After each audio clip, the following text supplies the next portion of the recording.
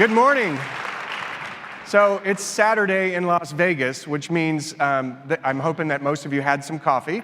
There are a few distractions around here, so I know that this may not be the top thing on your priority. I'm really happy to see the room so full. I think you're all going to get some great stuff today. We're going to be talking about your schedule and the importance of the schedule as sort of the heartbeat of your practice. And so I'm going to cover a couple key points. We'll go back and forth. Michelle has some expertise in this area, and that's going to be kind of her nuts and bolts discussions. I'll give you sort of the high-level stuff, and then between the two of us, hopefully you'll take away some really great pearls. Many practices, how many of you have had some kind of practice manager come in, or practice management consultant come in and help you design a schedule? Okay, good number of you. For those of you who haven't, I think this is going to be extremely valuable.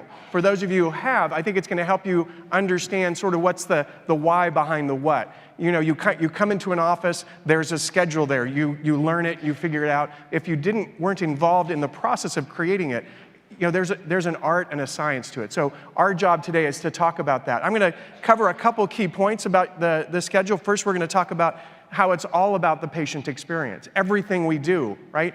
Some days you have that conversation with yourself and go, gosh, if it wasn't for these patients, this would be the best job ever. But then you have to stop and realize, well, if it wasn't for these patients, there would be no job at all. And so, it's all about the patient experience. Second, you got to drive it with your service culture, right? As a team, we have a culture.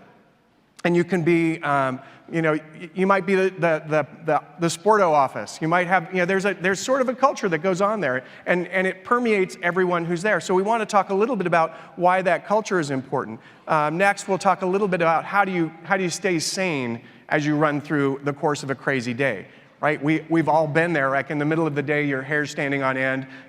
Doctor's on that phone call with a referring dentist, and you're all like, well, at least my team is. Anyway, and then, wanting to make sure that the patient's experience is very, very smooth and positive as well. Finally, talking about how to incorporate same-day starts. Any of you kind of have a focus on same-day starts, being able to incorporate those. Really, really cool. So we'll cover some of that stuff. And then wanting to look at the efficiency and maximize the profitability of that schedule. So first of all, let's talk a little bit about the patient experience. Of course, most of this revolves around how we do time-wise, right? It's the on-time delivery of care. And it's not just, did I get seated at my appointment time? It's, did I come in at my right time? Was I seen in a timely manner? Did I leave at the right time? Is my treatment running on time? All of those are critical to the patient experience. And so we don't know what the patient's unspoken expectations are. We all have them, right? You walk into Starbucks and you look around and you have certain expectations like, how long is it going to get me through that line? Are they going to get my order right? Are they going to spell my name on the cup correctly? Right, especially if your name has, is Crystal with a Q or something like that. So, we want to make sure that we're meeting those unmet expectations and have a mindset of what we call ABCD, above and beyond the call of duty. Right, in every opportunity, we want our interaction with the patients to just knock their socks off. And so, obviously, all of those things require very careful coordination. And that's where the team part comes in. I know some of you might have experienced this thing of the front versus the back. Maybe there's a few in this room who have some issue with that right now. But I'm telling you today that the sooner you guys get together, and then there's those TCs. I mean, don't even get me started with them. Some of you today might have a little issue in one of those areas. So the reality is we want to make sure we connect together and work toward the same mutual goals. And I think it has to be driven by a service culture. We have to really focus on the nuts and bolts of that, and that is driven by great communication. And communication doesn't just happen, right? Have you had that experience where you're talking with a friend and they're hearing something completely different than what you're saying? And you think you're getting it across really clearly, and then they run just a completely different direction with it, or they get offended and you're like, wait, that wasn't what I meant. So incorporating avenues of communication and then being committed to each other, that you're setting the next person in the chain up for success. Because it's not just all about you, it's all about everybody. And if I do something that serves me best, but the next person who handles that patient is thrown under the bus. I've really set it up for a customer service break, and I've really made it hard for my good friend, my coworker. But that bar is set by the doctor, and the practice has to have excellence as your goal. What have you heard all weekend? Outcomes of Invisalign treatment are every bit as good, if not better, than outcomes with braces. And it's true. It's true. Once you dive down and get into how to do that, well, that's no less different, less true than it is about your schedule and your culture.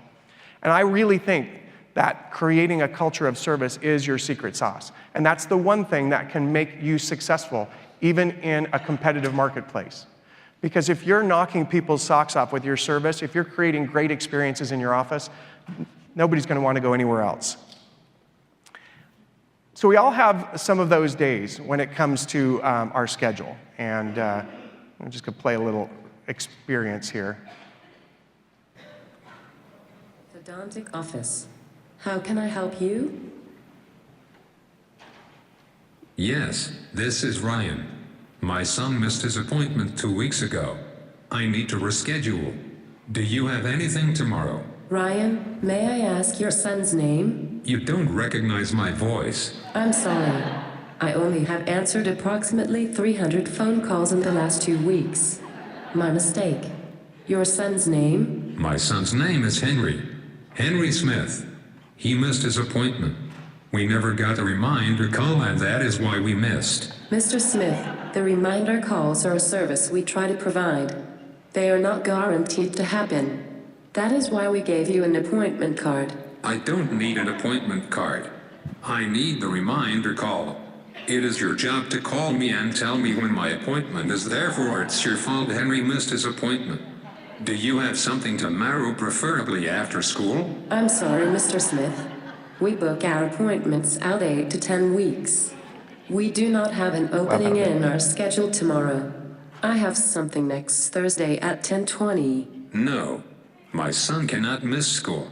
It is to be after school. I want him to be seen this week. Mr. Smith, if you wanted an after-school time, you should have come to the appointment we booked for Henry. After-school times are very popular and book quickly. I only have morning times available. You don't understand. My son has had his braces on too long. This will make them stay on longer. He needs to be seen this week. He cannot miss school. Well, Mr. Smith, in looking at Henry's chart, I see he is indeed over treatment by 6 months. See? I told you. It's all your fault. You won't get him in this week. You're making his braces stay on longer. I'm sorry, Mr. Smith. You assumed I was finished talking. What I was trying to say was I see your son is over treatment by 6 months. I also see he has missed a total of 10 appointments, which, technically, add up to missing 20 months of treatment. It would seem the fault is yours. We cannot progress in your son's case if he will not. All right, I'm going to stop it there.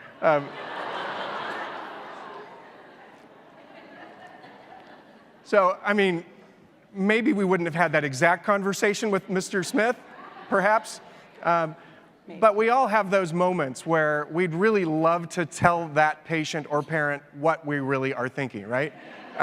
Because we're hitting this wall and they're looking back at us saying, you don't understand. You know, my child is special, they must have an after-school appointment. So I think the point of the matter is we have to build into our systems and our schedule things that allow us not to have those kinds of conversations. Involve the whole team in creating the schedule so that every piece of the practice gets their needs met. Identifying the bottlenecks, optimizing the processes, again, using team members to guide expectations. For example, let's say by chance you are running a little behind in the clinic. Might it be a good idea for someone to let the front office know so that as patients check in, they can say, Mrs. Jones, we're just a few minutes behind. You know, have a seat, have a cup of coffee, can I get you anything? We'll be right with you as soon as we can. Again, managing expectations, especially the unmet expectations, and finding out what they are is the way that we keep things rolling smoothly. And then finally, having good feedback mechanisms for making that happen. Of course, there are benefits to a great schedule, and I'm going to kind of break it out according to smaller and larger practices. And for a smaller practice, you wouldn't think time would be an important consideration, but it absolutely is. The key to time for a smaller practice is maybe you're only working a few days a week. And maybe the doctor is working at another practice trying to pay off their student loan debts while you build the practice. Maybe there's other outside needs. But while you're there seeing patients, you want to be maximizing the practice, the number of patients that you see and all the details. It frees up some time for marketing to help grow the practice. It frees up some time for keeping your life in balance. So for a small practice, you wouldn't think that time is important, but it really is. Because a lot of people will say, well, my schedule's wide open. I have no problems with time. But if you were more efficient and you could do all the same work that you do in 3 fewer days a month, think of what you could do with those days to generate new business. For a larger practice, the word I think of is smooth, right? Because there's so many things that go crazy in a large practice. We're a 2-doctor practice. Nicole and I see on a busy 2-doctor day about 130 to 150 patients. So trying to manage that number of bodies and parents and siblings running in and out of the practice through the course of a busy day, along with the 200 some on calls to double check when their next appointment is, it can lead to service breaks. And so by being smooth, you can minimize those service breaks and get everything done. And then also for your team, you're our biggest constituency. Our job is to serve you as much as it is to serve our patients. And we want to make sure that we're getting you out at lunch on time and not working overtime all the time after the end of the day. I'm going to continue on a little bit later, but I'd like Michelle to talk a little bit more to you about something that's really critical, and we mentioned it earlier, about the same-day starts and how to incorporate same-day starts in the practice so that everybody can get those new bodies working in the practice. Absolutely, thank you. Just as Dr. Gregg laid the foundation and shared with us about the fantastic experience that we need to provide our patients, we know already that we are providing an ideal smile for our patients. In addition, our goal and our expectation from our team members and from our practice is that we also provide an ideal experience for our patients. So we understand that we want our patients to understand that their time is valuable to us. Busy families, working parents, students that are overscheduled, lots of activities outside of school, and I want our families to know that we recognize the value to their time, and we want to fit into their lifestyle and allow them to miss as little work in school as possible. I don't want to underestimate the power of a solid, purposeful new patient script. We all have heard of scripts, and we all can leave these fantastic meetings and go home with excellent ideas about incorporating scripts. And when I work with practices and I go into practices and I ask, do we have scripts? The office manager and the treatment coordinator said, yep, we have scripts. And the scheduling coordinator says, well, we used to have scripts, but we kind of don't really use them anymore. And the clinical assistant says, what scripts? I've never seen them before. So really, when we're talking about providing the ideal experience for our patients, I don't want to underestimate the importance of a very solid, purposeful new patient script. And I want to share with you some tools to build value behind what those scripts provide to our patients. We want to build the doctor's value. We want our patients to feel and know that they have called the best place. We believe and know that when they walk through our door, we're going to provide them with the greatest result in the shortest amount of time. We also want to let the patients know from the beginning that we value their time. If Dr. Gregg recommends treatment at this time, we will do our best to combine as many appointments up front as possible for you so that you avoid missing as little work in school as possible. That is a message that is delivered during that new patient phone call. In addition, we have an opportunity to send patients to our website, prepare them for the treatment modalities that we specialize in, the options that they will have available to them. And we can say this by saying if you visit our website at www.orthodontist.com, you can learn about the different treatment options available to you, including Invisalign and Invisalign Teen. That's creating an excitement and enthusiasm before the patients even walk through your door. They're not hearing about it for the first time from your treatment coordinator in the new patient consultation. In addition, in our new patient phone script, we do not want to say, if you want to get started that day, we will take your records. Oftentimes, this can create a barrier with our patients because they're thinking, wait a minute, I haven't even chosen your office yet. We want to feel and believe that they have chosen our office when they decided to pick up the phone and schedule a new patient consultation with us. And so the way we can positively deliver that same message is to say, if Dr. Gregg recommends treatment at this time, we will do our best to combine as many appointments as possible for you. We want you to miss as little work and school as possible. So that is sending a psychologically positive message to our patients and helping to guide their thought process before they have even stepped into our office for that new patient phone call. Another key part before the patient comes in for our consultation is to make sure that our processes and our steps are in place and very thorough. We want to deliver that ideal scenario and experience to our patients. This is what sets our practice apart in our communities. A key piece to this is contacting the dentist ahead of time. Prior to every new patient consultation, every time, not just when the dentist refers a patient. The information that we gather from contacting the dentist before the patient comes in allows us to even know and understand if we can do a same-day start or a start at the chair.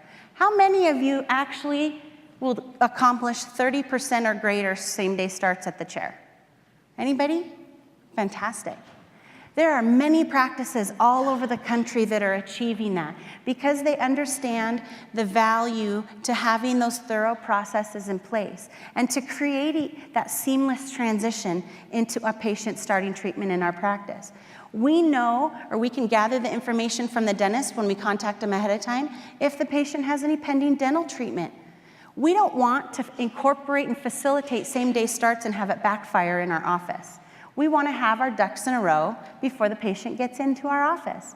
Imagine how well taken care of the patient feels when they come into our practice for the first time and Dr. Gregg sits down for the exam findings and the treatment recommendations, and he's well aware of when their last cleaning was and if they have any pending dental treatment. I don't want to be asking that to the patient the first time they come into our practice for an exam. I witness this often where a treatment coordinator or even a doctor will sit down and say, when was your last cleaning? What did the dentist say about their orthodontic concerns? We should know this information ahead of time. And we should be using this also as an opportunity to really create a treatment team on behalf of our patients and inviting our referring dentists onto this treatment team. They're going to believe and know and understand that we're going to refer treatment back to them. We want them to experience that high-level gold standard of care that we provide for our mutual patients. And in addition, the dentist's pending work is our pending. We can't start a patient that has pending dental treatment. So as a treatment coordinator, I'm going to facilitate that care. And again, I'm going to make sure that they're getting back into that dental office and that the dentist understands that we're a part of a treatment team on behalf of our mutual patients. We want all of our records lined up. We want to make sure that we're making very clear notes in our comment hubs so that we have a high level of inter-office communication as well. The information that you want to gather when you contact the dentist ahead of time is when was the patient's last cleaning? Do they have any pending dental work? Do you have any updated x-rays? And did the dentist have any orthodontic concerns at this time? Again, we want to contact the dentist and ask these questions whether the dentist referred them or not. And these are additional points of contact that our GP offices are experiencing from our team members. The next piece of creating a solid system before a patient walks into our door for a new patient consultation is to call the insurance ahead of time and understand what their benefit is. Understand how the insurance pays out as well. We'll talk about that in just a minute. I have been in practices before where the team members have asked the patients 3 different times if they have insurance. They ask it because it's on our new patient intake form. Then the patient walks in the door and the scheduling coordinator says, do you have your insurance card? And then the TC sits down and is getting ready to present the financial fee investment presentation. And they say, do you have any insurance? And my question is, why are we asking for this information, this insurance information on our intake form if we're not going to do anything about it? Again, I want to create that gold standard of care and a fantastic patient experience. And as a treatment coordinator, as you're sitting down and getting ready to present that financial fee investment presentation, We can be much more successful at facilitating that seamless transition into treatment when I can present what our treatment fees are. We want to build value behind those treatment fees and include everything that's included in those treatment fees.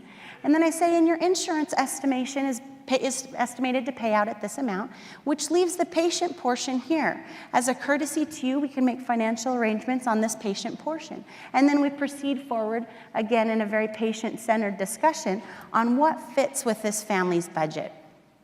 I love to be able to say, Dr. Gregg doesn't want finances to hinder a patient having an ideal smile. Therefore, we've created financing options to fit into every budget. And I want it to be an interactive discussion when we're going through that financial fee presentation with our patients.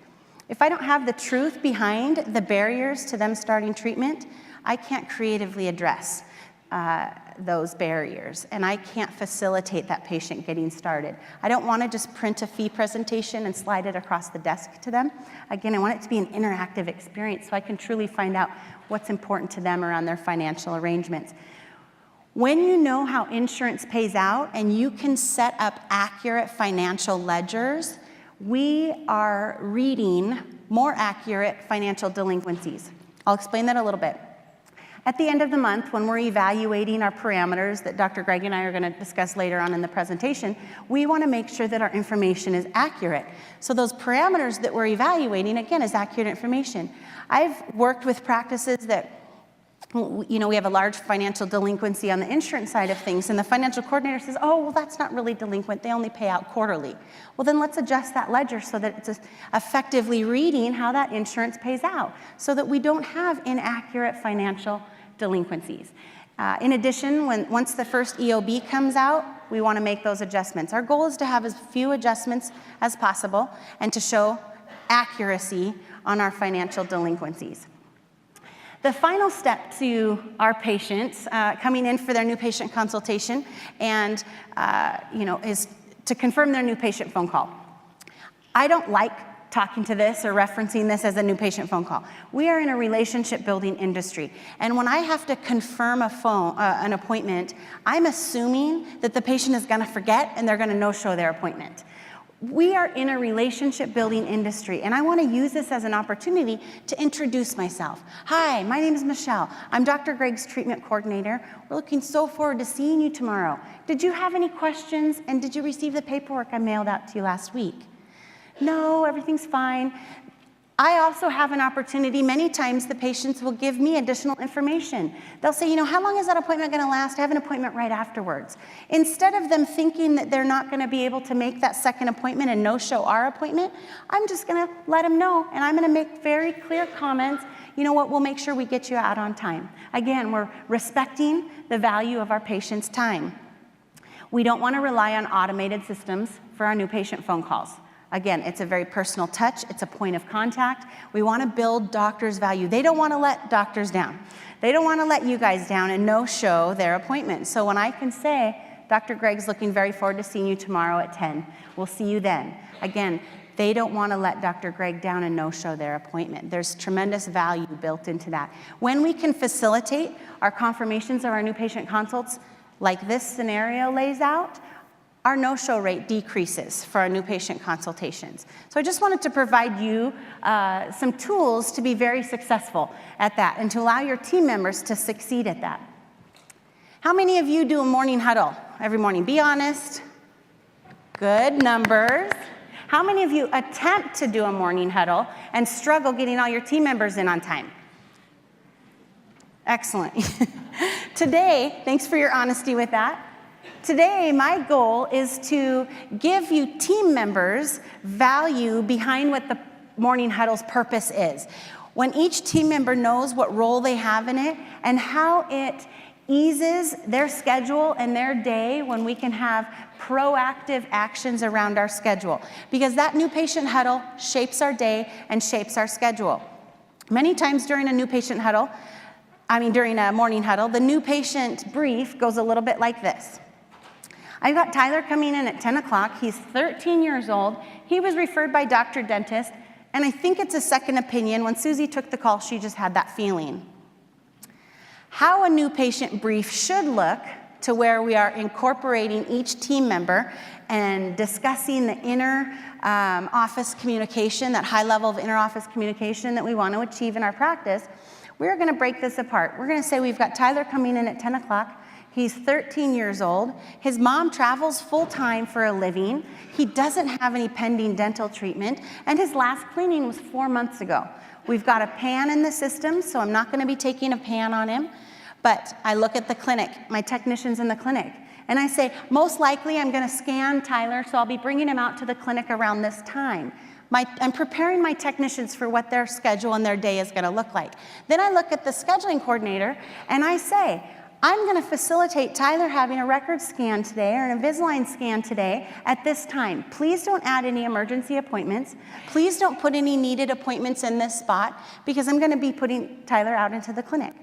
At 3 o'clock, we have Zach, and Zach is 30 years old. He found us on the Invisalign website. He hasn't been to the dentist in over 18 months, and his last appointment, he had 2 pending crowns on 21 and 22.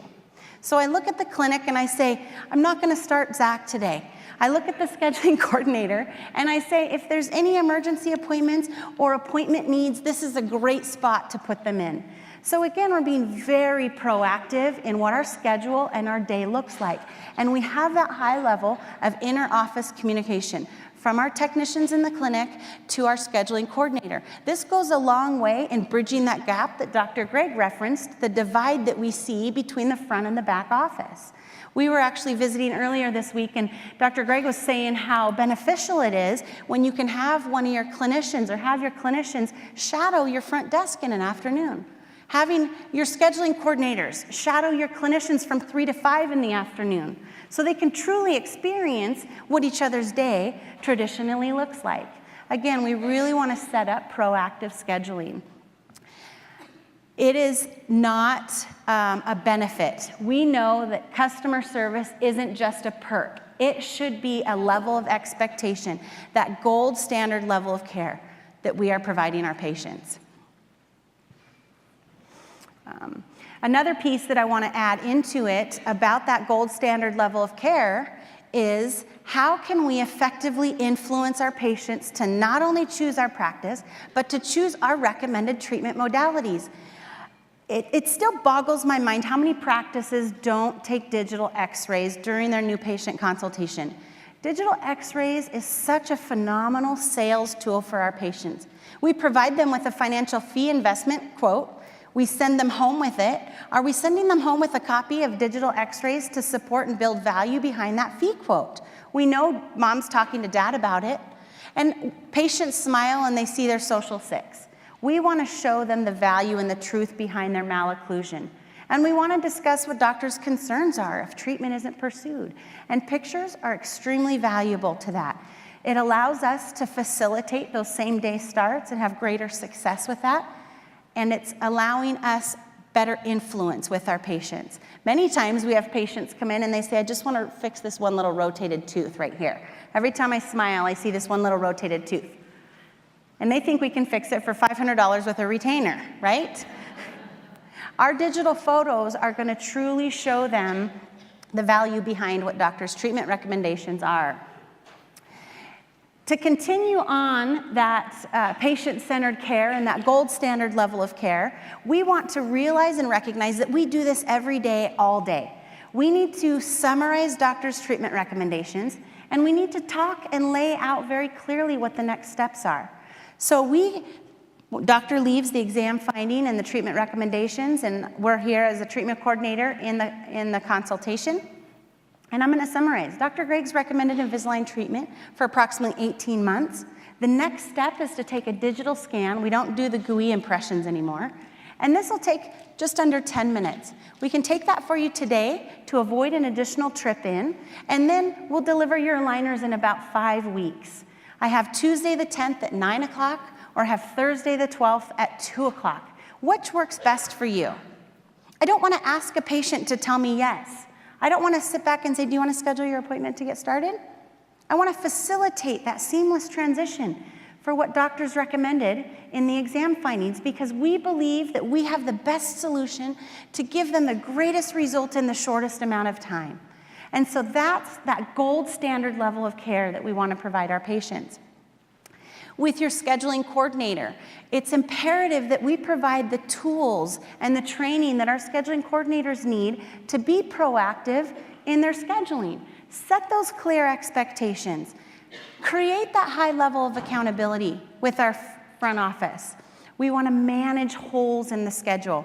I've heard many times for short notice cancellations, a 90-minute start appointment, and team members go, yes, now I have all this time to put all these appointments in. I want our scheduling desk and our front desk to understand the importance of revenue-generating appointments and to be proactive in filling those holes. Great opportunities for that is to look ahead for the D-bond appointments next week or your initial aligner delivery appointments that are scheduled for next week. Now, people are always excited to schedule and move their braces appointment up.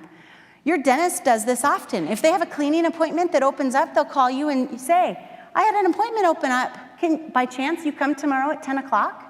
Again, D-bond appointments, there's a lot of excitement and enthusiasm for patients to finish their treatment. So they are excited to come in a week early. With initial aligner delivery appointments, your Invisalign coordinator is going to play a key role in the success of this process. And again, we're going to notate that high level of inter-office communication required for this to be successful. I want us to be proactive and not reactive. I don't want a patient to arrive for their initial aligner delivery and us looking for their aligners and we're just realizing they haven't come in yet. Our Invisalign coordinator needs to be looking a week, 2 weeks in advance to make sure that we have those aligners in place. And what we do, the practice that I managed back in Seattle, we would reserve the time ahead of time. 5 weeks in advance, we're reserving 60 minutes for the initial aligner delivery appointment. Our Invisalign coordinator, when those aligners come in, opens the box and evaluates that prescription and determines how many attachments are we placing, how many in how many quadrants. Is there any IPR? Now, in our practice, we deliver the attachments on the first set of aligners. So this works when our Invisalign coordinator evaluates that prescription and determines how much actual time is required for that appointment. And we communicate to the front desk, we actually only need 30 or 40 minutes. And we are shrinking down that appointment and opening 20 or 30 minutes in our schedule. I'm gonna notate, my doctor, my really good friend out of Seattle, the practice that I managed, she only sees patients 2.5 days a week. And we were Elite Invisalign. She's still an Elite Invisalign provider, a fantastic provider. Our schedule, the real estate in our schedule was very important. We had to have very efficient systems to be able to facilitate that high level of production in the 2.5 days a week that we had the doctor in. Very different scenario than Dr. Greg and Dr. Nicole. Why don't you share how you guys do your initial aligner delivery? Yeah, so us trying to find a spot 5 or 6 weeks out is nearly impossible. And so we set up the system so that we're going to deliver 3 initial aligners without attachments. And in those initial aligners, we expand and procline, do minor movements, no major rotations or intrusion, extrusion until the attachments go on. And for us, at that initial visit, we schedule both that initial aligner delivery, which for us looks like a 15-minute appointment, basically going through the experience, showing the ClinCheck, explaining the process, and then another visit about 6 weeks later after they've worn the first 3 sets for 2 weeks each. At that visit, we bond the attachments, we do IPR, we start elastics, the things that are more the mechanic-oriented stuff. And again, for us, it was simply our schedule that dictated that. We definitely feel there's a value by expanding and proclining the teeth and opening the contacts a little bit, that the teeth are more receptive to start moving, so we don't feel like that's wasted time. And as a reward to their excellent wear for those first few weeks, when we get to that 12-week appointment or 6-week appointment and bond the attachments, we switch from 2-week intervals to 1-week intervals. Fantastic. I love to hear the different scenarios and examples that practices use when they really dial in the efficiencies and the efficiencies that doing more Invisalign treatment provides our practice. I don't, again, want our scheduling coordinators to just react to our schedule. I want it to be very proactive, and I want them to be actively working on filling those holes. Our goal is to maximize our production each day and know what our limitations are, maximizing our new patient visits, showing the patient that we truly value their time, and In doing that, we're minimizing the stress in our practice. When we minimize the stress in our practice, it creates a much better quality of life for your team members, for your practice, and it helps really support that patient-centered experience. Dr. Greg actually is going to go over a couple different scheduling philosophies that are common in the orthodontic industry before we start talking about how to craft your schedule template. Perfect. Thank you. So I'm going to talk about a couple different scheduling types. There's a million ways to put patients into a schedule, right? And we all kind of come up with the one that works best for us. I'm going to pick two, one I call Next Up, and the other which I refer to as Doctor Time. In a Next Up schedule, basically you're building a schedule template for your patients where there are blocks of time. You know, as you see here, this is just different blocks of time for different kinds of procedures. Maybe they're color-coded, maybe they're created based on the type of appointment they are. But essentially, you're looking at how many patients you want to see, you're looking at your production, and you're putting those blocks in however they fit. And as the patient comes in, the procedures are basically the driving force for the template. In other words, I need X number of full bandings, I need X number of Invisalign starts, I need X number of new patient exams, pan repos, wire adjusts, Invisalign adjustment appointments. And so you kind of pepper them throughout the schedule. Basically, you fill the chairs at the start of the day, right? At 8 o'clock, you've got 6 chairs, and there are 6 bodies that land in there. And one of the challenges with this schedule is that the doctor can only go to one place at one time. And so sometimes there may be some wait time that is involved in that. When another patient comes in, an assistant finishes their procedure, whoever's next up on the list, they grab that patient, seat them in their chair, and they just work based on the procedures and the patients that flow through. And really, this schedule works best if you're not a really big practice. It works quite effectively for smaller practices or practices that like that flexibility. So the pros to a Next Step schedule, basically it's very simple to set up. All the patients are seen as they come in. Even the early or the late patients, right? If you've got an available assistant and a patient walks through the door and they're 10 minutes or 15 minutes early, you can drop them into a chair and take care of that appointment. It's very flexible, so no patient is tied to a particular chair or assistant.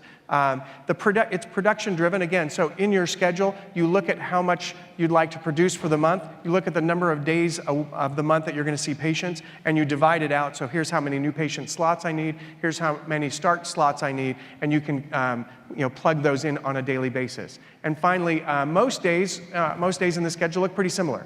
So your template could be pretty much the same day in, day out.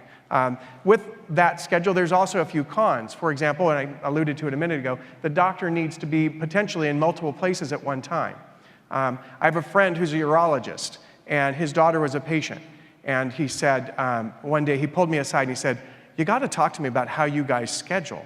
I said, "Okay, why? What's up?" He said, "Well, when I start my day, I've got 6 rooms, and there's a person in each room, and I go to room number 1, and I work with that patient for about 15 minutes, and rooms 2 through 6 wait. And then I get to room 2, and they've been waiting 15 minutes. I see them for 15, and rooms 3 through 6 wait. And then they put another patient in room 1. And he says, by the time I get to room 6, I'm an hour and a half behind, and it's only 9 o'clock in the morning." And he said, "How is it that you are able to see all of these patients and always see my daughter on time?" And so I explained to him about different ways that the schedule can be done. And we'll talk about what we did that made the difference for us. The other thing about this is it doesn't distribute the appointment types to each clinical assistant, right? So you've got, Lucy Lazy. She's one of the clinical assistants, and she sees that there's a full bonding, and a retainer check. Who does she take? Maybe she grabs the retainer check, and there's the clinical star, Susie Superstar, who comes back, and it's like, wow, I just had 2 full bondings back to back, and I've got another one. That's amazing. Maybe that's a good thing, maybe it's not. But those of you in the audience who are clinical assistants, maybe you've had those kinds of discussions, and it's kind of like, you guys know. I mean, I hear it from my team. So-and-so, she never does this. We're always covering for her late patients. I never hear about her covering for my late patients. I mean, believe me, there's a lot of knowledge based on this. So in that type of schedule, you can sometimes have the ability to kind of duck the bigger stuff. It can increase the wait time for the patient. right? Because if you've got a lot of people in the queue and nobody's ready for them to be seen. And then finally, it's not really designed from accurate patient data. It's pretty good, but it may not be the best. And when we started in practice back, I bought a practice in the early 90s, we had that kind of schedule, and it worked pretty well until we got to a place where, so I come from this family of dentists. My dad was a general dentist, my uncle was an orthodontist. And I started in work with my uncle when I first came out of school, but he had a partner, and the partner really wasn't that excited about me being there, right? Because what do you know about when there's 3 people together? Usually it ends up being 2 versus 1. Well, 2 of those names had Nalchajan attached to it, and the other one didn't. So it was very clear that after a short while, I was going to need to find my own place. So I left, bought a practice, and moved along, kind of built the practice a little bit. And during that time, my uncle and his partner separated their practice. Well, we were going to bring our 2 practices together, my uncle and myself, 5, 6 years down the road. And there was no way our current schedule was going to work. We had to figure out, because we were going to be completely out of doctor time, and we were going from 1 doctor to 2. So we had to manage this very differently. And what we did is we switched to a different style of schedule called doctor time. In the doctor time schedule, the key point with the doctor time schedule is you don't book the doctor in more than 1 place at a time.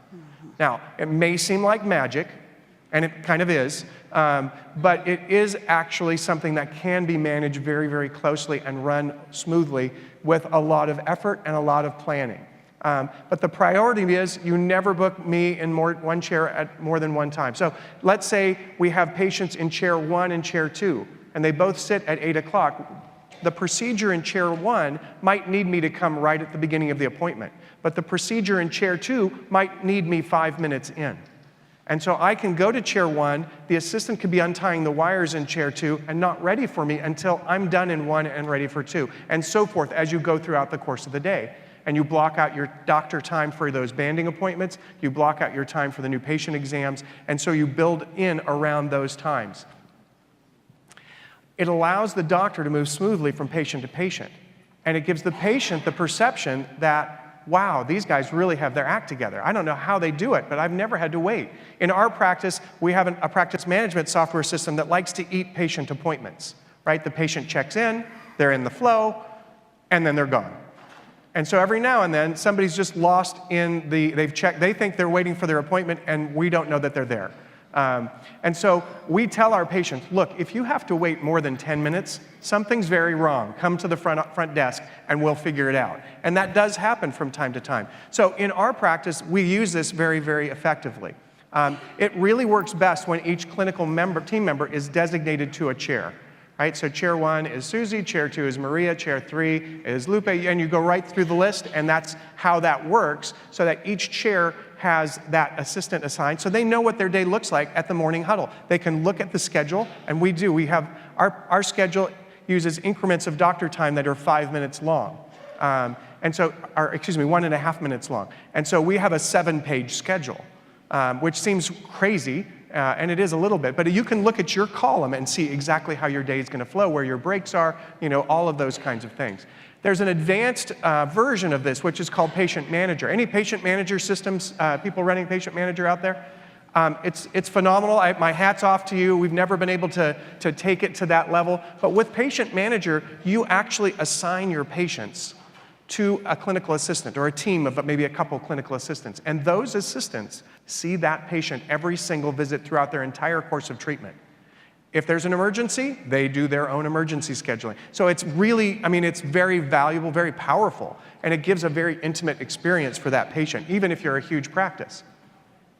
The pros of doctor time, it's quite structured. So everyone knows who's seeing which patient and who's going where and how the day is going to go. It also fosters communication, right? Because if Mrs. Jones calls to say that Sally's going to be a few minutes late to her appointment, you know what assistant to warn that their next patient is 5 minutes late. Or if somebody came in early, you know who to tell, and then you can start to triage with the clinical coordinator.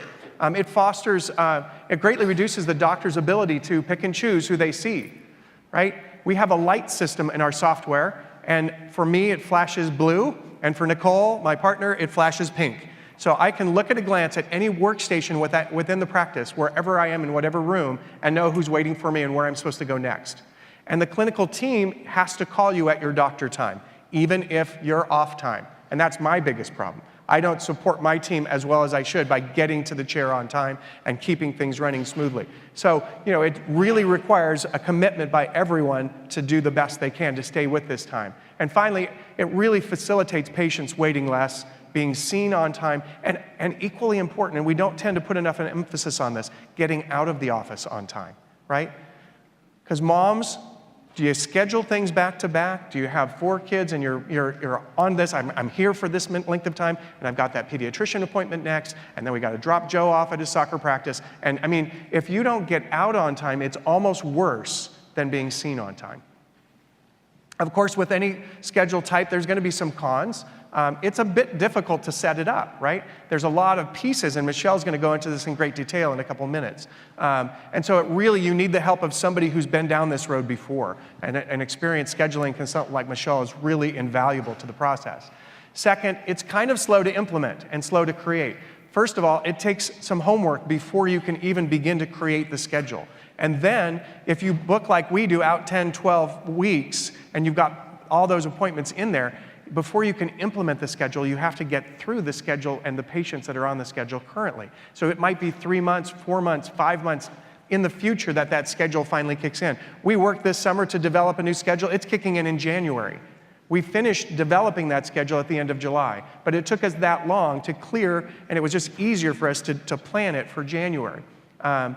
Next, it requires the clinical team to have comparable skill levels, because you're going to look at each procedure and say, what does this procedure look like? How long does the assistant need to work on the patient before the doctor comes over? And then how long does the doctor there during that procedure? And then how much time do we need at the end? And then what do we need at the end to set up and clean up and set for the next patient?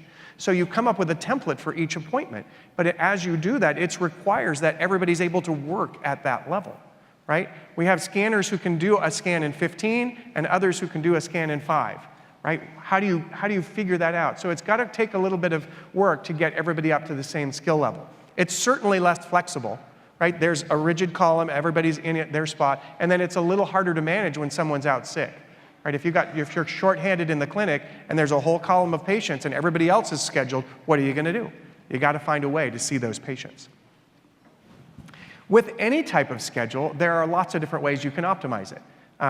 Some different ideas around that. One is called like things at like times, right? So if you're going to schedule your starts, what do most of us do? We put our big braces on starts in the morning, right? We tell people it's because we're fresh and we want the doctor have his eyesight goes as the day goes on, and so we want to make sure he can actually see those second molar brackets when we put those things on. We do like things at like times because it's more time efficient for us. We do a lot of short visits at the end of the day. Why? Because it allows us to make as many people as possible happy who want to come in after school. Same thing in the morning. So like things at like times is a way to optimize the schedule. Another is what's a concept that's called ideal day. Again, it's the standard day that's designed for your major production, the amount of production you need, the new patients you need to see, and the mix of other appointment types, right? Over the course of time, you can count how many Invisalign check appointments did we do? How many attachment placements did we do? How many Invisalign removals did we do? How many, and I'm going to need in any given month 27 of those.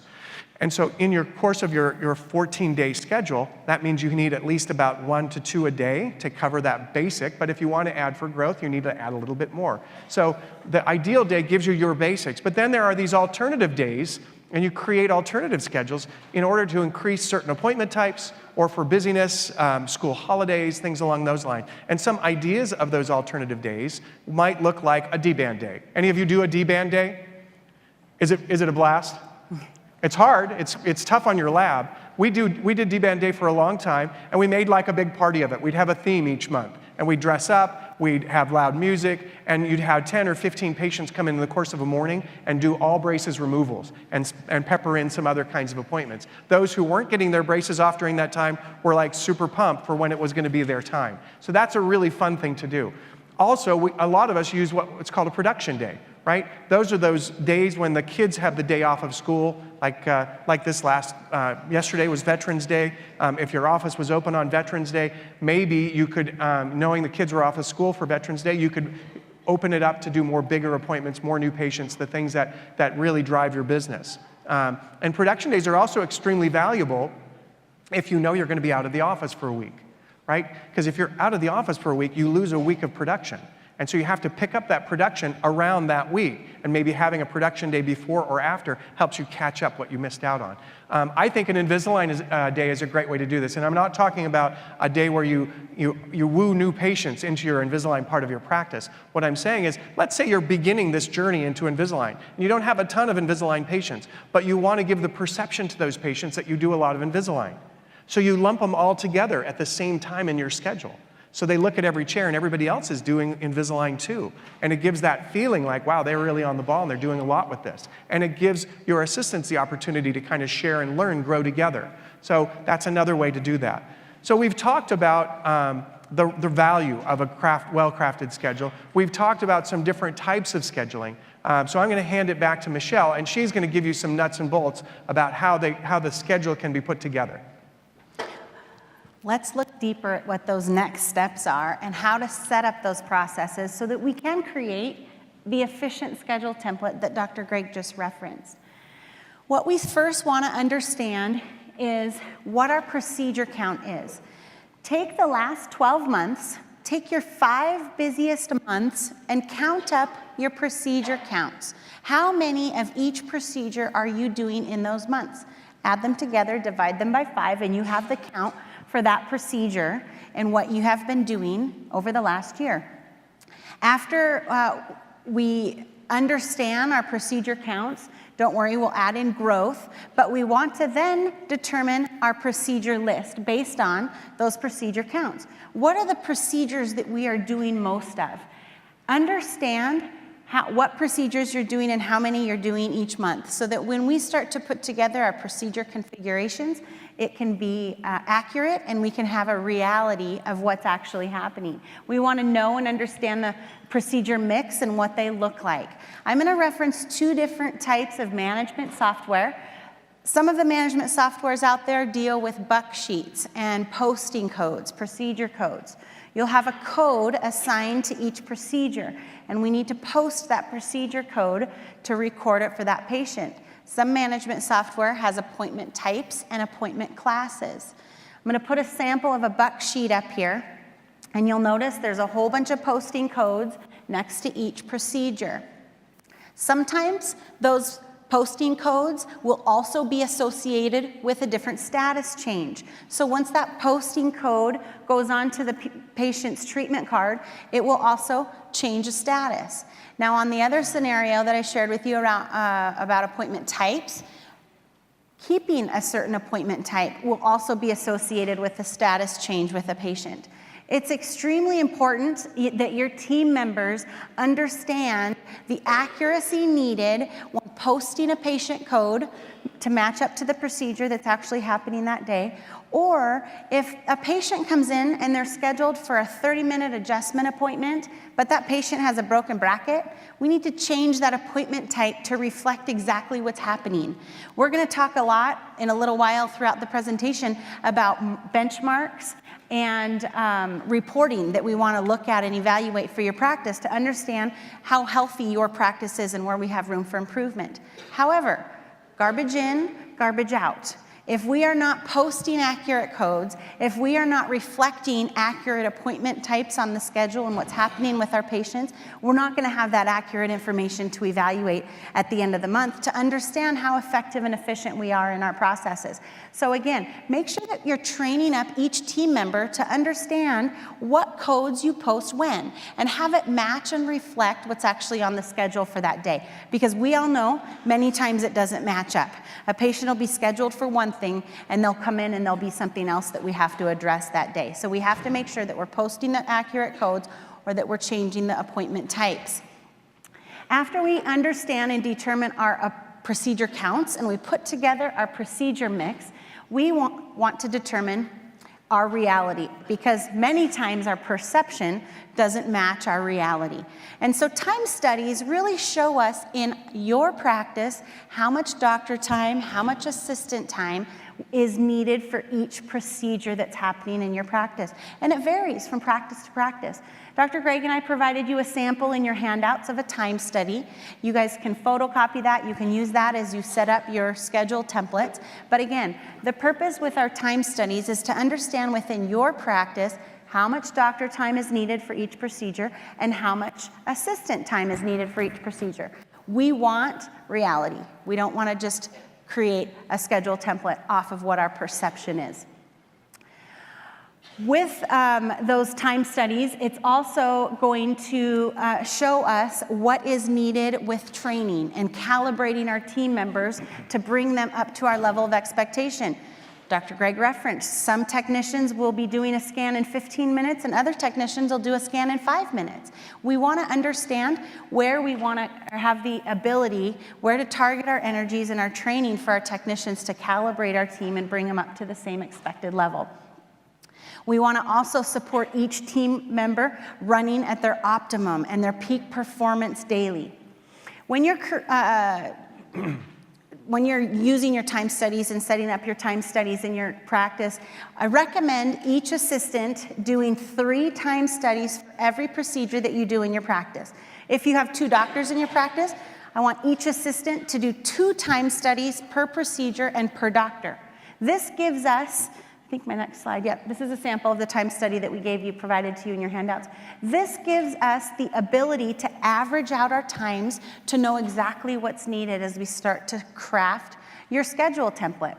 If you notice that other column, this is very, very important because that's going to be the amount of time we wait for the doctor to get to our chair. And that appointment, that part of the appointment is very important because our goal is to see patients on time and finish our appointments on time. That's how we create that gold standard level of care with our patients and the ideal experience when they walk through our doors in our office. Set ourselves apart in our community. After we understand our procedure counts, and we understand the mix of procedures that we do in our practice, and we understand how long each procedure takes, how much doctor time we need, how much assistant time we need. Again, it's reality, it's not what our perception of that is. We will put together what we call our procedure configurations. And that is taking the posting codes. The next couple slides I have an example, a visual example of what I'm talking about, but taking those appointment types and those procedure counts and putting them into a configuration that we can craft our schedule, a template off of. A goal that we aim for is about 18 to 20 different procedure configurations. I've seen as little as 10 and as many as 40, but again, it's going to vary based on your procedure counts in your practice. 5-minute increments, Dr. Gregg referenced, they do 1.5 minutes. That would be a lot of in your schedule. 5-minute increments, we don't want to do more than 5-minute increments because when we can do 5-minute increments or less, we are optimizing the doctor time in our schedule template. We're not creating a schedule template off of a 10 or a 15-minute time blocks. We also recommend that assistants have their own chair. This can help with that high level of inter-office communication. That accountability. If a patient's going to be late, like Dr. referenced, we know exactly what assistant to go to and say, Michelle's just running a few minutes late, no trouble. We can be very efficient in our day. This is a sample, if you work off of posting codes and buck sheets, of an appointment configuration. And if you notice in the upper left corner, the B3 has 2 different appointments that fit into that time frame, and the B4 has a whole bunch of different appointments that fit into that time frame. The next is going to be an example of appointment types and appointment classes. We're doing the same thing. The management software just references it differently. So you have the appointment class on the left side and you have the appointment type. And as you can see, multiple different appointment types will fit into that appointment class. And that appointment class references where the doctor is in the appointment, how much time is needed for the assistant in the beginning, where is doctor's placement, and where is the assistant placement. After we start putting all of those pieces together, it's time to now determine how many patient days. I reference production days. I call them production days. How many production days each month do we want to set up our schedule template for? We want to make sure that we have room to achieve our goals and accomplish what we look for annually. And so we can work backwards and we can distribute those configurations into the number of production days that we see per month. And when we are implementing the configurations that we've started to put together, you want to start with the largest, put those onto your schedule template with your new patient consultations, your bonding appointments, your debonding appointments. Put the larger appointments in the morning from 2 to 5, from 3 to 5. We don't want anything longer than 30 minutes in your afternoon because we truly want to capitalize on the patients coming back on a more consistent and regular basis. And when we can keep those shorter appointments in the afternoon, we have a better ability to facilitate that with those patients. So fill in your longest appointment types first, your appointment configurations, and then work backwards and fill it in with the shorter ones, ensuring that you are putting in the number of procedure counts that you need based on your procedure counts that you did in the first couple of steps of our process in crafting your schedule template. Finally, let's take a look at the last 6 to 12 months. Plan for the highs and lows in your schedule. Look at the school schedule. Understand when patients are off school. Friday, Veterans Day, patients are off school. I schedule production days on those days. On Wednesdays, many times Wednesday afternoons, students get out of school early. I make sure that our schedule is set up to really serve our patients. Preserving personal time. Dr. Greg, you referenced actually what you guys did in the summertime one time. Well, in the beginning, we sort of we think of ourselves as we're going through the course of the year, and you're seeing an OBS patient, and you think, oh gosh, summer's coming up. Why don't we just go ahead and book that start in the summer? We'll get you back for your OBS ready, recall ready appointment, and we'll do that in the summer. And we kept doing that. Do that in the summer. Do that in the summer. And so our schedule was completely lopsided by having major packed in production kinds of things in the summer months. As we worked through this one year, we decided, gosh, we just have to force ourselves to book that next recall ready 6 months out and try and even it out through the schedule. And what that's done for us is it's given us production throughout the year. The patient doesn't necessarily know that they're being, put one place or another. They're just thinking you're right timing their appointment. But if you're not doing a great job at evening out your schedule, you might be shooting yourself in the foot just like we did. And it's so much more balanced. The winter months, the fall months, when things might be a little quieter, you want to make sure you keep your production up during those months as well. Absolutely. And on that same note, many times the first week of school can be a really slow week in practices because patients don't want to miss that first week of school. So in the same sense, we'll schedule a much lighter schedule, or we'll schedule an office time where we're closed or we've got vacation or during schedule that. D-bands. D-bands, there we go. Everybody wants to come in for their D-band appointment. Want to start the school year without their braces. Absolutely. We want to make sure that we have the right number of production days in each month to also set our team up to succeed in the goals that we set in motion and in place within our practice. So once the schedule is in place, we want to make sure that we're standardizing our appointments and the way that our team members accomplish those appointments. We want to train up our team members and calibrate the team at the same level so that we are all performing at what's expected for our practice. Invite a clinical consultant in, a trainer to evaluate your systems to make sure that you're running as efficiently as possible, providing that very patient-centered care for our patients. And then build a list of desired changes. Incorporate continued improvement. I actually keep a list in my clinic, in the lab, and technicians and the doctor as they walk by and they come up with areas of improvement, we notate that on that list. And that becomes our clinical agenda. I recommend having a clinical meeting every other month. Take a lunch hour. Take a block an hour out of a morning time. But keep that communication within your clinic at that high level so that we all are staying on the same page and we all understand the changes and the improvements that we want to make within our practice. Accurate scheduling templates take into consideration the following details. Goals for growth. We want to implement that within our template and make sure that there's room in our template to accomplish the goals we set in motion. The time studies, they're accurate. We've used a stopwatch to get that accurate information. And then our standard operating procedures, our SOPs. Create procedure manuals. Doctors, this will save you a lot of time, a lot of energy, and a lot of revenue in training up new technicians as they come into your practice and join your team. We want to document tray setups. Put those pictures of tray setups into our procedure manuals. And then again, calibrate the team so we're all at the same level and we're setting our team members up for success. There are definite clinical considerations to take into consideration as you're crafting your schedule template. And I think this is a great time for Dr. Greg to share with us what those clinical considerations are. Perfect. Thank you. You know, I was thinking about your comment about scheduling out, booking out the schedule 6 to 12 months in advance. I know when we were asked to do that by our consultant at the time, it was like, you got to be nuts. I don't know what I'm doing next week, let alone 6 months from now. So how can I put in our schedule that far in advance? But the reality is, that doesn't lock you in. What it does is it makes sure that the schedule is built around known times out of the office. We all attend meetings like this, and we know when those meetings are well in advance. So if I know I'm going to be gone for 3 days during a part of the year, I can add in a production day. And so it just helps your schedule coordinator build things in. And when things change, and they will, an opportunity comes up, a different course comes up, you're going to take some days out, it allows your team to look at the kind of days and the mix of appointments, the days that are in the schedule currently, and add back in what you're missing out on. So, you know, just an awesome thing to plan for. I know doctors, it's like, there's no way I could do that, but the reality is, once you do it, there's no way you can do without it. And it's so powerful for your team. All right, so let's talk about a few clinical tips, things that you can do to improve your schedule.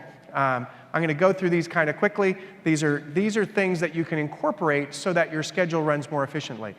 So when you run out of doctor time, let's say you've got a doctor time schedule and you've maxed it out. There's nowhere else to put more patients. You have to start looking at how can you do things more efficiently or in fewer appointments rather than adding more days into the schedule. One of the things we did in 2006, we acquired a practice in our area. And we had just built a new office. The office had 9 clinical chairs, but we were working from our old office out of a 6-column schedule. Well, by taking on this new office and their team members, we were going from 6 to 9 chairs overnight. And as we worked through what the schedule was going to need to look like, there wasn't enough doctor time for us to do the procedures the way we did them. And so the consultant at that time said, well, there's only one solution to this, doctor. And it was before we were doing much Invisalign. She said, you have to go to indirect bonding. And we're like, oh gosh, we've heard all about indirect bonding. I don't want to go down that road. We brought in a clinical consultant who trained us exactly, worked with our lab, worked with our clinical team, and in 3 weeks, right before that schedule went in, we were trained in indirect bonding. We started with IDBs, and it was seamless. 60% of our starts had to be indirect bondings to accommodate the number of new patients that were flowing into that schedule. So there are ways that you can incorporate more time-saving alternatives. You really want to try to maintain your number of patient days and keep it consistent month to month. In our practice, we see patients 14 days a month. And on 7 of those days, we're one doctor in 2 different locations. So we're working both offices at the same time. On the other 7 days, we're 2 doctors together. And so you want to try and even that out because there's a tendency to look at your production and your goals as you go through the course of the month, and you get toward the end of the month and you realize maybe you're a little bit shy. So what does your team come to you and say?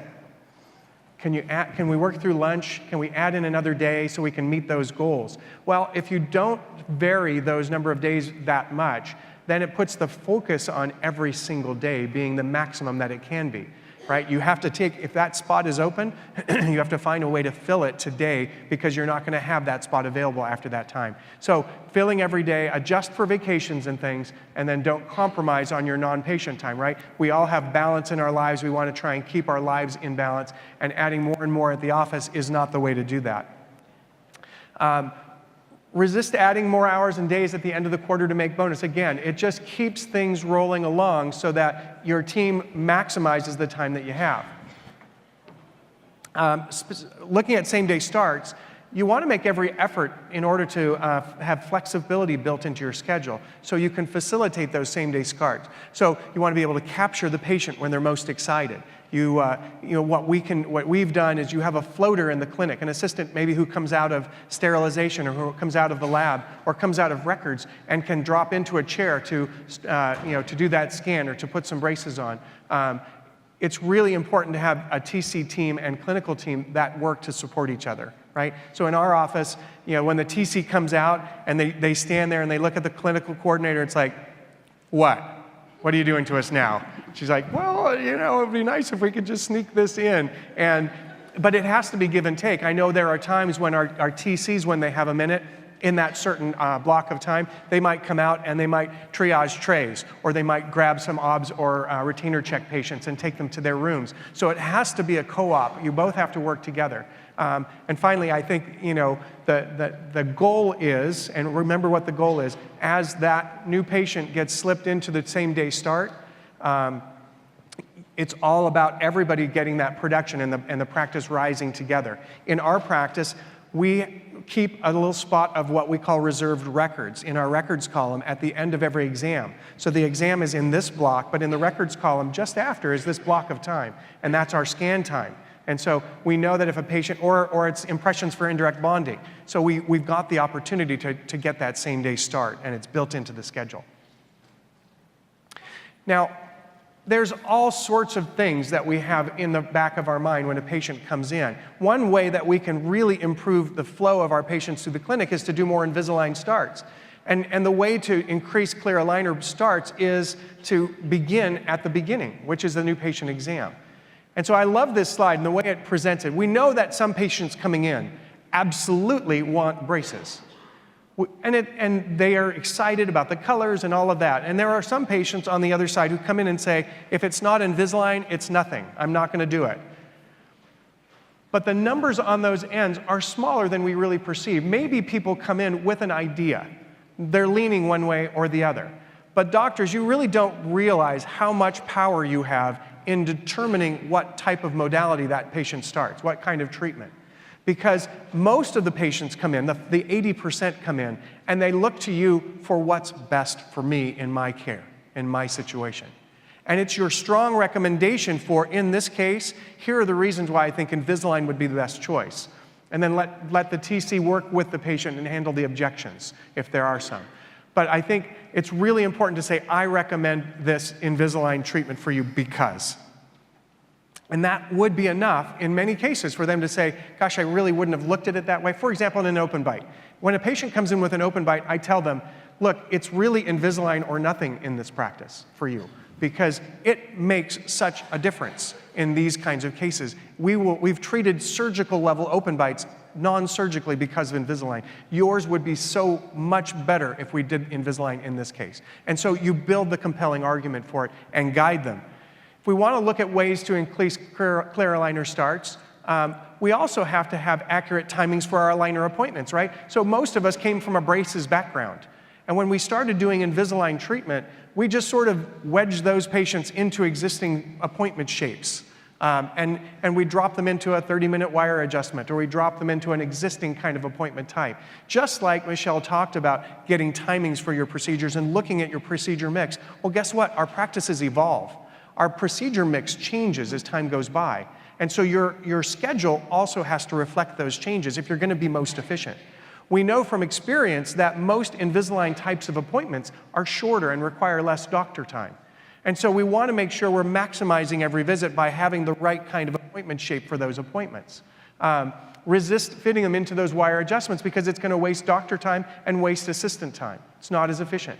So bottom lines, do your timings, build your aligner appointment types and classes, and incorporate them into your schedule to maximize your schedule efficiency. In our practice, we have several basic aligner type of appointments. We have a simple aligner change, and that would be someone who just needs to come in and pick up some more aligners, and there's no other procedures that need to take place there. And then you have an aligner change complex, and maybe at that visit there's some IPR to be done, or you're going to start elastics, or there's some other auxiliary you want to add that day.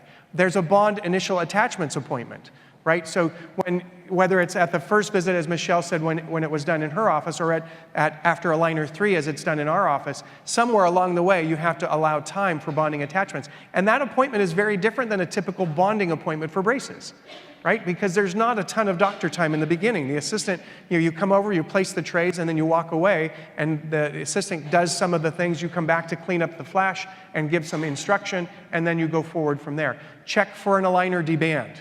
right? So in our practice, when they reach the end of their active treatment aligners, we have some extra aligners at the end, the virtual C-chain aligners. And we don't know for sure whether we need to give those or not, but we keep those last 3 aligners because if we decide a refinement is necessary, then we need to go to a scan and some photos and get that refinement, but it gives an opportunity for us to get the attachments off before that.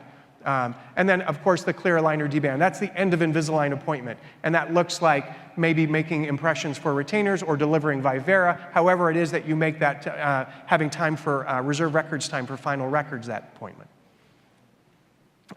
So I think some time-saving tips for clear aligner treatment. One might be to have an Invisalign coordinator in the clinic who's sort of on a high level, understands and knows what all is going on and is that point contact. Michelle alluded to why that's so valuable a little bit ago. Clinical training to increase speed and effectiveness, right?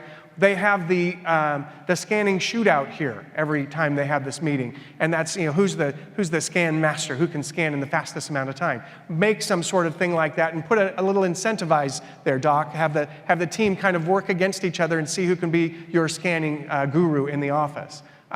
Incorporate marketing scripting for the clinical team, right? So you've got some time around that appointment where an Invisalign patient comes in, you've done the check, how many hours they're wearing it, whether they're doing with elastics, anything not tracking, and you've got a few minutes in that appointment to give that patient a high five, tell them what an awesome patient they are, how great they're doing with their aligners, and how wonderful it would be to have more patients like them. Standardize your ClinChecks. Doctors, that's one of our challenges. We all want to make our ClinChecks kind of custom to the patient, and yet at the same time, we want to standardize them so that our clinical team is always knowing what's coming, not waiting for you to tell them, is it 6 aligners I'm delivering? Is it 8 aligners I'm delivering? Are we going 2-week intervals? Are we going 1-week interval? The more you can standardize, the better it works. It makes your clinic runs more smoothly. Pull today's aligners from storage prior to the appointments. So you've got 3 Invisalign appointments in your column. You can grab those aligners and have them ready earlier in the day when you have a few minutes. And then pre-filling attachments into the bonding template. That's really a valuable thing. Keep it in a black bag or a black box, and those attachment bonds are there waiting for you. Your patient comes in, you condition the teeth, you pop the aligner templates in, you cure, and you're on your way. Not spending time putting a little bit of glue in each of the wells right while the patient's sitting there. So to recap, let's talk about some of the things that are necessary in crafting a new schedule. First of all, we recognize it's a lot of work and that it takes time to properly develop, and it may not be implemented for months due to the future scheduled appointments and wanting to get through those before you kick off the new schedule. We know that it's best created with the help of an experienced scheduling consultant, and that your scheduling and clinical team need to work together. And finally, it really can truly transform your practice when you get this incorporated. It's important to communicate the value, doctors, the value of this schedule to your team, right? From a position of what's in it for me, from them, right? It's going to lead to increased production. Increased production means success for the practice and success for everyone within the practice. It's going to lead to smoother days and reduced stress. There will be more available appointments. We're going to minimize working into lunch and overtime. And always, whenever embarking on a new adventure, you want to make sure to lead with positivity. Remember to keep the positive attitude. Focus on the end. Focus on the results and not the process, because sometimes you can get discouraged. It's just like those timings are kind of a pain. I just don't want to do it. It's just kind of taking extra time. I don't want, avoid those things by keeping the end goal in mind. And then provide incentives for the team to keep them focused on the outcome. So Michelle, why don't you take a couple minutes and talk about some metrics on ways that we can measure the effectiveness of our schedule. No, we have 5 minutes before lunch. We will respect your time and get you out of here on time. But Dr. Greg and I are also available and will stay as long as needed for any questions about the information that we've discussed and talked about this morning. Those of you that haven't heard of a reporting program called Gauge, I would definitely like to recommend this program. This program, again, like I said, is a reporting program that gathers all of the data from about 40 different reports and puts them onto one very user-friendly dashboard. I think it's a fantastic tool, but over the next couple of slides in the next couple of minutes, I just want to share with you some targets and benchmarks that we aim for within our practices. And that is our pre-treatment observation patients, we want that to reflect about 14% of our scheduled appointments on our schedule. We want our observation 2 patients, which are between their phase 1 and phase 2, they're still in their growth and development. We want that to reflect about 17% of our scheduled appointments. This is very well supported when you have a solid observation program in place. We want our patients vested in their growth and development. We don't want to bring our patient in for their observation check and say, everything looks great, you're not ready yet, we'll see you back in about 6 months. It'll be a quick little 10-minute appointment. In 6 months, that appointment will go to the bottom of the patient's priority list, and our no-show appointments are increased with that. We want to really show our patients what we're waiting for, what we're watching for, and get them vested in their appointment, in their growth and development process. And we want to let them know, your appointment in 6 months is a very important appointment. It'll take approximately 10 minutes. We can also use that as an opportunity to lay the foundation for Invisalign treatment when they are ready for treatment, and we can capitalize on generating additional new patient exams out of a parent as well during that education time, during the growth and development checks and process. We want our no-show appointments kept below 5%. We want our retainer patients kept below 5%, and we want our emergency appointments less than 4%. I was recently in a practice that had believed in a 5-year retention program. And when we evaluated their schedule, they had 35 retainer checks on that day's schedule. That is not maximizing the production on your day and on your schedule for that time. We want to understand the difference between emergencies and repairs. And when your team can have effective triage scripting, we help to influence and facilitate the patient coming in at a convenient time for them and for our practice. In 26 years, I've only had one emergency appointment, and that was the patient was at the skate park. His skateboard flipped up, and he knocked out his 2 centrals, and they literally were hanging all the way down, and they were only attached by the wire. I got there faster than Mom got there and ended up taking him to our oral surgeon's office, but that is an emergency appointment. A pokey wire or a broken bracket, we can facilitate a convenient time that fits into our schedule and that's convenient for our families as well. We want to be able to provide that scripting and that training for the front desk. These are some other targets and benchmarks that we aim for in our practice. We want 9 patients per doctor hour scheduled, and we want about 15 patients per staff per day. We want to make sure that our patients over treatment are less than 10%. These are healthy parameters for your practice. So when you have accurate information that you can evaluate at the end of each month, you can understand where your practice fits into these benchmarks and targets that we aim for. We want to work towards $300 a visit on all of our treatments averaged out. With Invisalign treatment, we oftentimes see upwards of over $400 a visit. The target per doctor production hour, we want $1,850. We know when we have a purpose behind our schedule and we're very productive and efficient in how we produce and have our doctor in our practice seeing patients, that we can measure that and create purpose behind the days that we schedule.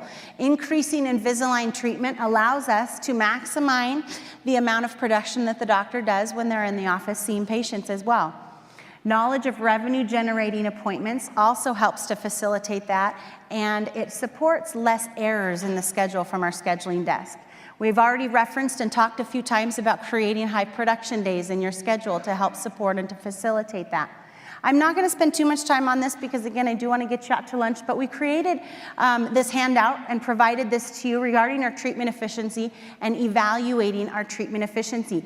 This is what information gives us to be able to understand those benchmarks and targets that I just referenced. We want to evaluate our patient and how long they're actually in treatment. How many months are they over and under treatment? How many treatment visits do they have? How many emergency visits do they have? And that's going to give us that doctor value that I referenced a few slides ago.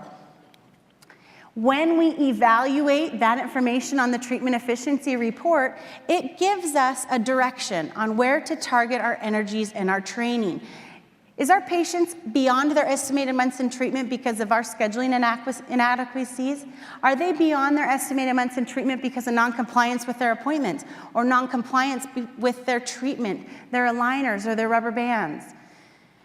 Are our increased emergency appointments due to our inadequacies in the clinic?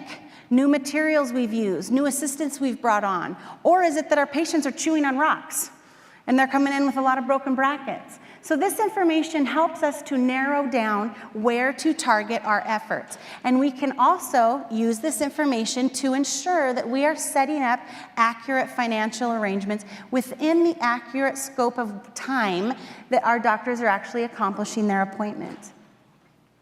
When we can provide the tools and the training for our team members and our practice, we can set those expectations in place and really create that high level of accountability.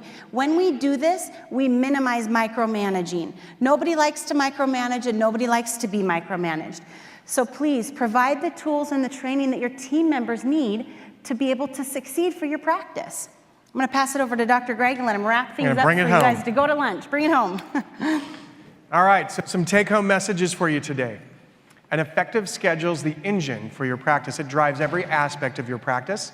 It reduces stress and improves the quality of life both for your team and for your patients. And it serves your patient families by reducing the number of appointments, the wait times. It honors their busy lives, and by getting them in and out on time. And it's the key to an outstanding patient experience. And if you couple that with a service culture, that's going to lead to optimal team performance. It's going to efficiently use the practice resources and help contain costs. It's going to give you foster growth and increased production, and position your practice to strongly compete for patients in your area. Honestly, it all but guarantees your success. So on your to-do list for a new schedule, work with a scheduling consultant because they really understand the process and can guide you through it. Focus on maximizing your schedule each day. Take the most of what you've got in each day's schedule. Make room for same-day starts and the increased production that they provide, and increase your clear aligner treatment to ease the doctor time, increase productivity, and reduce stress in the clinic. It's all about letting your life drive your schedule, not your schedule drive your life. I like to finish with a quote, and this one tells it very clearly. The only place where success comes before work is in the dictionary. It does take some work, but the reality is that's where your success comes from. Thank you so much for your time. Thank you. We'll be available for a few minutes for questions. Thank you.